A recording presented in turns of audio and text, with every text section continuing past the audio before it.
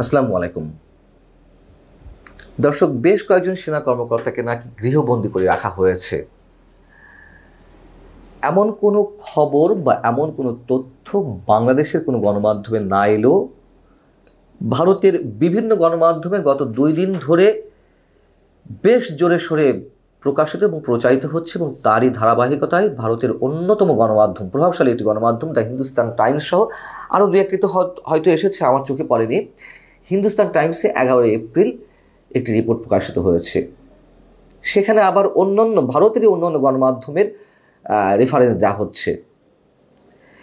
এখানে বলা হচ্ছে যে জুলাই মাসে ছাত্র বিদ্রোহের সময় 5 সেনা কর্মকর্তার নেতিবাচক ভূমিকা ছিল, এই কারণে তাদেরকে গৃহবন্দী করে রাখা হয়েছে। এবং বলা হচ্ছে যে মুহূর্তে বাংলাদেশের সেনাপ্রধান জেনারেল ওয়াকারুজ্জামান দেশে নেই, ঠিক সেই মুহূর্তে এই ঘটনাটি ঘটল।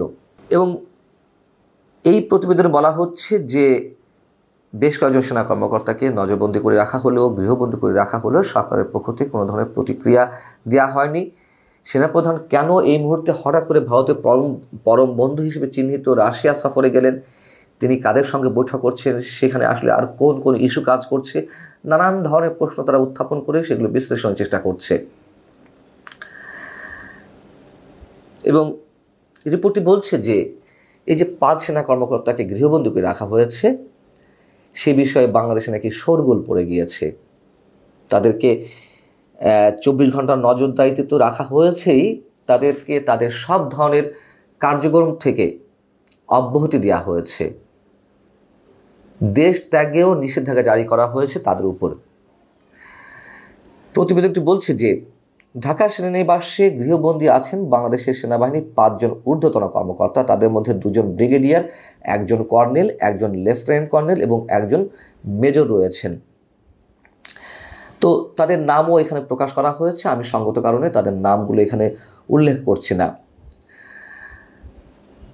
প্রতিবেদনটি দাবি করছে যে সেনাপ্রধান জেনারেল ওয়াকারুজ্জামান তাদেরকে গৃহবন্দী করে রাখার ক্ষেত্রে প্রথমে সম্মতি দিতে চাননি, কিন্তু হাসিনা ঘনিষ্ঠ হিসেবে পরিচিত এই 5 কর্মকর্তা কোটা বিরোধী আন্দোলনে বা বৈষম্য বিরোধী আন্দোলনে ছাত্রদের বিরুদ্ধে বিভিন্ন ধরনের কর্মকাণ্ডে নিজেদেরকে জড়িয়ে ফেলেছিলেন, যার সূত্র ধরে এবং যেগুলোকে কেন্দ্র করে আন্তর্জাতিক অপরাধ ট্রাইব্যুনালে যখন একটি অভিযোগ দায়ের করা হয়, তার পরবর্তীতে সেনাপ্রধান এই ধরনের একটি বিষয়ে অনুমোদন দেন বা সম্মতি দেন যে হ্যাঁ, তাদেরকে গৃহবন্দী করে রাখা হোক।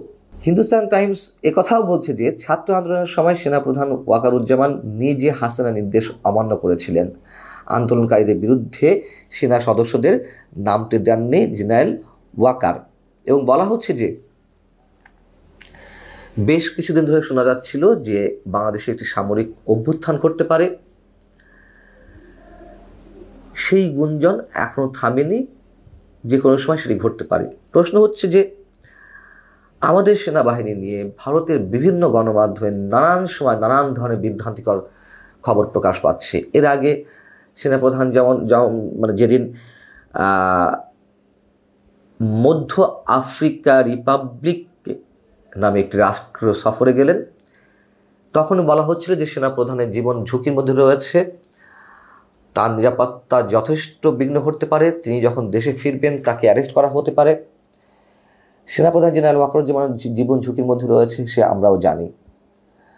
নানান ধরনের গোষ্ঠী তার বিরুদ্ধে অবস্থান নিয়েছে, সেনাবাহিনীকে বিতর্কিত করতে নানান ধরনের কথাবার্তা তো আমরা এর মধ্যে শুনে আসছি। কিন্তু যা নয় তার চেয়েও বেশি কিছু ভারতের বিভিন্ন গণমাধ্যমে গত কয়েক মাস ধরে প্রকাশিত হচ্ছে।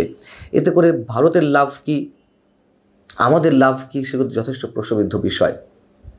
এবং সেনাপ্রধান নিঃসন্দেহে বাংলাদেশকে একটা স্থিতিশীল অবস্থা রাখতে তিনি যথেষ্ট ধৈর্য এবং যথেষ্ট চিন্তাভাবনার মধ্য দিয়ে এগোচ্ছেন, একথা আমাদেরকে স্বীকার করতেই হবে। এ কথাও তো সত্য, যেটি এই প্রতিবেদনে এসেছে।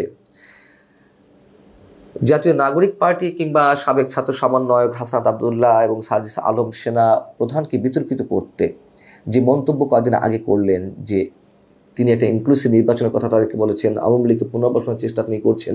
এরপরে আমরা দেখলাম যে নানান পর্যায় থেকে যাদের আমরা কখনো কাউন্টিংয়ে নিয়ে আসিনি, আলোচনায় আমরা আনার কোনো প্রয়োজন মনে করি না, তারাও সেনাবাহিনীর বিরুদ্ধে যথেষ্ট পরিমাণ বিষোদ্গার করতে লাগলো এবং এমন একটা অবস্থা হলো যে সাধারণ মানুষের মুখোমুখি সেনাবাহিনীকে দাঁড় করানোর একটা অপচেষ্টা তারা যেভাবে করার চেষ্টা করছিল,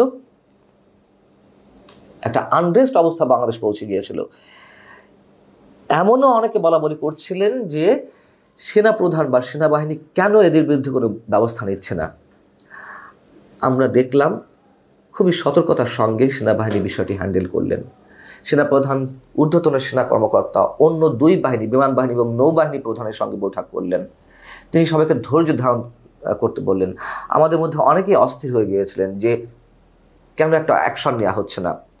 কী অ্যাকশন নেওয়া হয়েছে বা নেওয়া হয়নি আমরা জানি না, তবে আমরা দেখছি এটিই বাস্তবতা যে সেনাবাহিনীর বিরুদ্ধে বিভিন্ন রাজনৈতিক গোষ্ঠী, বিভিন্ন ব্যক্তি পর্যায় থেকে যে আক্রমণগুলো চালানো হচ্ছিল তারা থেমে গেছে।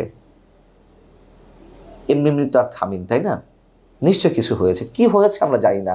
এখন ভারতের বিভিন্ন গণমাধ্যমে নানান সময় নানান ধরনের খবর প্রকাশিত হচ্ছে। সেনাপ্রধান রাশিয়াতে গেছেন, অন্যতম উদ্দেশ্য আমাদের সামরিক অস্ত্র যে চীন থেকে বেশিরভাগ আসে, অধিকাংশ চীন থেকে আসে, চীনের উপর নির্ভরতা কমাতে রাশিয়ান অস্ত্র কেনার বিষয়ে কোনো চুক্তি হয় কিনা বা প্রাথমিক কোনো কথাবার্তা বলতে তিনি সেখানে গেছেন কিনা, এ ধরনের কথাও ভারতের বিভিন্ন গণমাধ্যমে আসছে।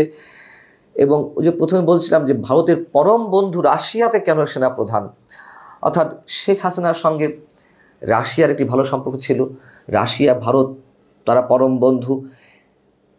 কিন্তু এ কথাও তো আবার আমরা জানি যে যুক্তরাষ্ট্র ইস্যুতে রাশিয়া আবার চীন একজোট হয়েছিল, যদিও সমীকরণ অনেক বদলে গেছে। যে বাইডেনের প্রশাসন এই মুহূর্তে যুক্তরাষ্ট্রে নেই, ডোনাল্ড ট্রাম্প এসেছেন, ডোনাল্ড ট্রাম্প আবার রাশিয়াকে বন্ধুভাবে, পুতিনকে বন্ধুভাবে, অনেক জটিল সমীকরণ আসলে। এই সব জায়গা থেকে ভারত নিশ্চয় তার জায়গা থেকে নানা ধরনের বিশ্লেষণ করছে। তবে এটুকু মনে করি ভারতের বিভিন্ন গণমাধ্যমে বিভিন্ন ধরনের যে রিপোর্টগুলো প্রকাশিত হচ্ছে, আমি বলবো না সবকটি, কোনো কোনো গণমাধ্যমে আসলে বাংলাদেশেও অস্থিরতা সৃষ্টি হচ্ছে। এতে হয়তো ভারতের পার্সপেক্টিভ সার্ভ হচ্ছে, কিন্তু তারা আবার কখনো কখনো সেনাপ্রধানের পক্ষ অবলম্বন করছে, আমাদের সেনাপ্রধান জেনারেল ওয়াকারুজ্জামানের, আবার কখনো কখনো তারা বিরোধিতা করছে। সাম্প্রতিক সময়ে আমরা দেখলাম যে আপনারাও সার্চ করে দেখতে পারেন যে সেনাপ্রধানের বিরুদ্ধে এক ধরনের নরম ভাষায় বিষোদ্গার করা হচ্ছে। কোনো কোনো বাংলাদেশিকে সেখানে ইন্টারভিউয়ে নিয়ে এসে তাদের মুখ দিয়ে সেনাপ্রধানের বিরুদ্ধে কথা বলানো হচ্ছে। একটা উদ্দেশ্য তো অবশ্যই আছে। আশা করছি আপনারা ভালো থাকবেন। আল্লাহ হাফেজ।